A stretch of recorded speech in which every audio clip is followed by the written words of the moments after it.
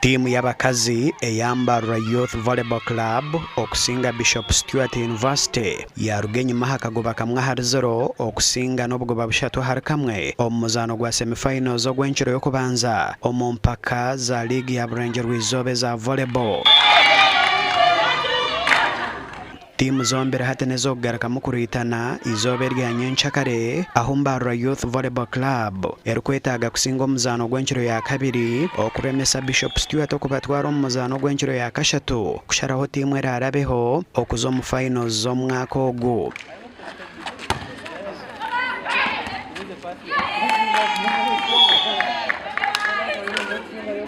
Semifinal ndijo yaberya hagati ya Mitoma Police erukrita Nambara University kandi timu ezona zarara zirukwinganusa obubonero bwa nyuma ya buri omwe okusinga omuzano gumwe. Mbara University niyo yabanza kusinga ogwenchiro yokubanza erukutera Mitoma obugoba bushatu hari kamwe bwa nyuma omuzano gwenchiro ya kabiri Mitoma yagusinga n'obugoba bushatu hari kamwe. Timu zona niko kwinganisa hakagoba kamwe hakandi.